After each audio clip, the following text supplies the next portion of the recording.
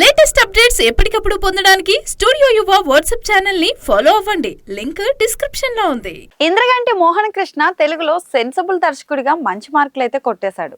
అందమైన సినిమాలు ప్రేక్షకులకు అందిస్తూ మంచి విజయాలను అందుకున్నారు. చక్కటి కథ, దానికి తగ్గట్టుగా ఎమోషన్స్ ఉండేలా సినిమాలు చేస్తూ ఉంటారు మోహన్ కృష్ణ. త్వరలోనే సారంగపాణి జాతకం అనే సినిమాతో ప్రేక్షకుల ముందుకు రానున్నారు ఈ టాలీవుడ్ డైరెక్టర్.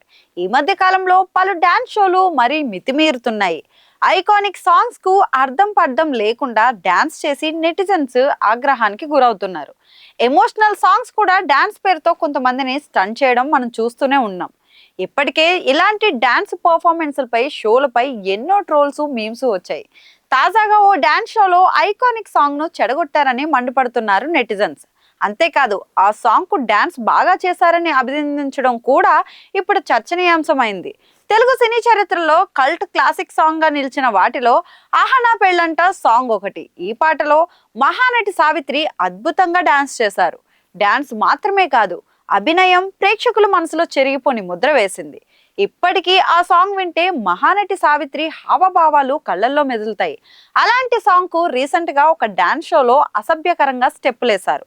పొట్టి డ్రెస్సుల్లో బెల్లీ డాన్స్ తో పాటను చెడగొట్టేశారు. దాంతో తెలుగు ప్రేక్షకులంతా మండిపడుతున్నారు. అంతేకాదు, ఆ డాన్స్ షోకు గెస్ట్ గా వెళ్లిన టాలీవుడ్ డైరెక్టర్ ఇంద్రగంటి మోహన్ కృష్ణ ఆ డాన్స్ పై కొత్తగా ఉందంటూ ప్రశంసించారు. దాంతో నెటిజన్స్ అంతా మండిపడుతున్నారు. దాంతో ఈ వివాదంపై దర్శకుడు క్లారిటీ ఇచ్చే ప్రయత్నం కూడా చేశారు. ఇంద్రగంటి మోహన్ కృష్ణ సారంగపాణి జాతకం అనే సినిమా అయితే చేశారు. త్వరలోనే ఈ సినిమా విడుదలైతే కానుంది. ఈ ప్రమోషన్స్ లో ఆయన మాట్లాడుతూ, సాధారణంగా అలాంటి టీవీ షోలకు వెళ్ళినప్పుడు సొంత అభిప్రాయాలను తెలిపే స్వేచ్ఛ ఉండదు. వాళ్ళు కష్టపడి డాన్స్ చేస్తే అభినందించాలి. ఆ అమ్మాయి నిజంగా చాలా కష్టపడి డాన్స్ చేసింది. కాకపోతే ఆ పాటకు అలాంటి డాన్స్ చెయ్యొచ్చా లేదా అనేది చర్చనీయాంశం. ఇక మేము ఇలాంటి షోల్లో ఒక సందర్భంలో నవ్వినా దాన్ని కట్ చేసి మరో సందర్భంలో నవ్వినట్టు ఎడిట్ చేసి చూపిస్తారు.